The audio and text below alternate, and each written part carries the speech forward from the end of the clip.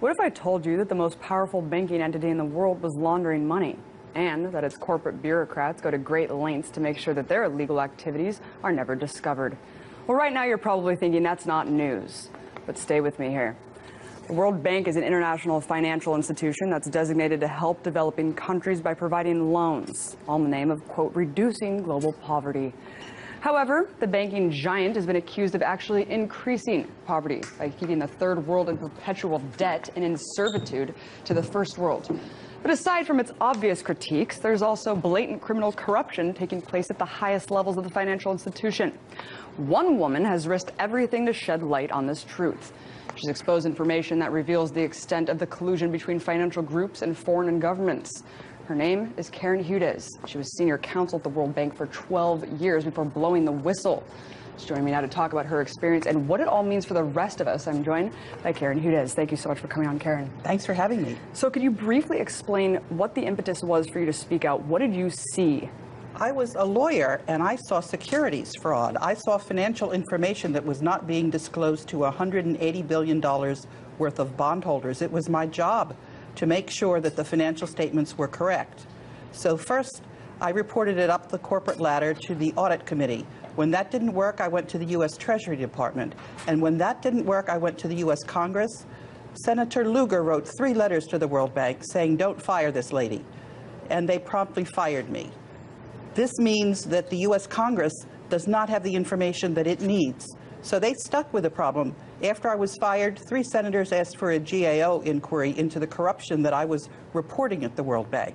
Senators Lugar, Leahy, and Bai. Walk us through what exactly, where was this money being laundered, to whom? The money was going every which way because anybody that reported misconduct was fired. So in one case, the borrowers were being overcharged.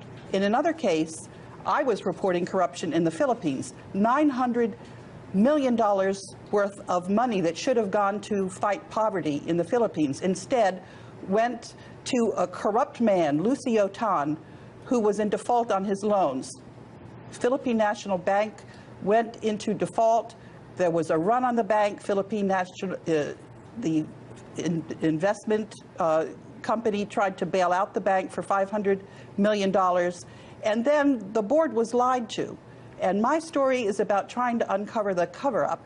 The cover-up went all the way to Congress, and then it went to 188 ministers of finance. So this is corruption in the entire world. And until it's set straight, what we're going to have is we're going to have a currency war.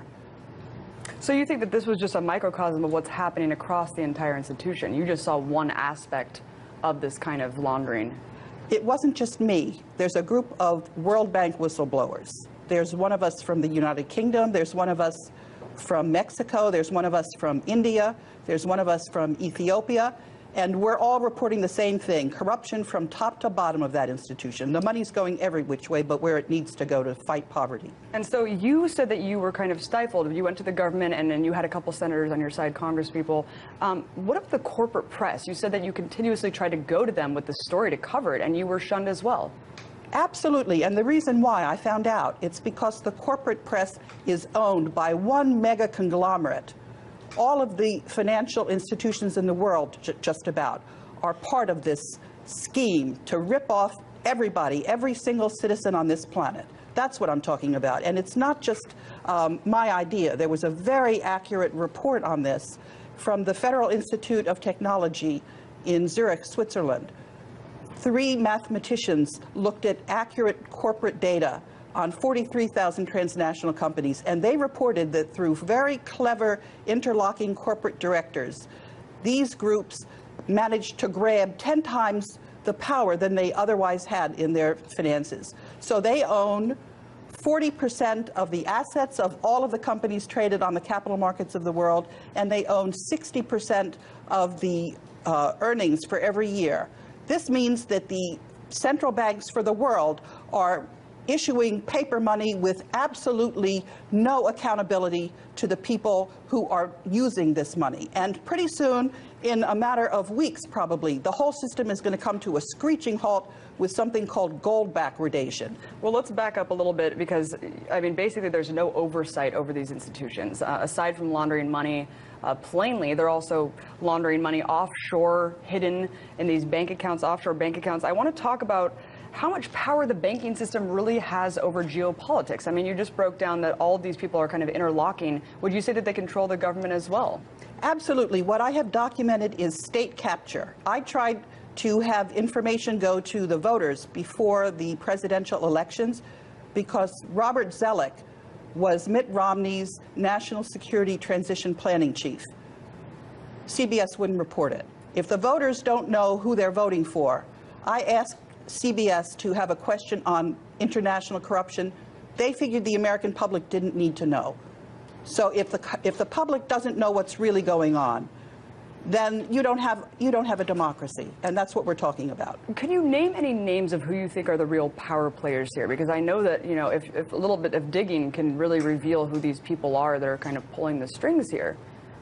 What you need to do is you need to look at the ownership of these corporations. They're the ones that we hear about all the time. Goldman Sachs. Yeah. You were talking about Bank of America. They are actually all one bank. That's what happened when we saw the LIBOR crisis. These institutions are one big conglomerate that think they control the world, and they think they're above the law, and they're not. What about the guise of the IMF and World Bank, kind of looking back since you served so long into this institution? What do you think about kind of what they present and sell themselves to the entire world? I mean, the whole structural adjustment policies, keeping the third world perpetually in debt. I mean, do you think that's just an entire ruse to maintain their profit structure? I think these are institutions that, if they're cleaned up, can do a lot of good. They can provide a basis for a peaceful transition. It's very clear that we need to have some regularity in our international financial system. What we certainly don't need is a currency war, and that's what we're on track for, unless and until we start to get to the bottom of this corruption. And it's very simple, actually, to do, because most of the people know that the corporate media, 70% of the Americans in a recent Gallup poll distrust their media, because it's owned by these banks. Karen, to wrap it up, why do you think that whistleblowers such as yourself, obviously exposing this massive corruption within these financial institutions, are not incurring the full wrath of the state as we see as somewhere like Edward Snowden or Bradley Manning? That's a very interesting question. I think it's because we have the people behind us and enough people know about us, and because we're working together. But I have to say that I'm very curious as to why the media is now covering Eric Snowden. I'm worried that this is to get people riled up, when what they really need to know is that I have told all of the ministers of finance, I have told all of the governors, I have told all of the state attorneys general. I bought a bond and I had a lawsuit, and 188 ministers of finance settled my lawsuit. It's Eric Holder who's holding up the settlement of my case. Well, I won't deny that we have some criminals in the government. Karen, thank you so much for coming on. We'll definitely be following your case and covering it as it develops. Karen Hudes, former senior counsel at the World Bank. Appreciate it. Thanks for having me.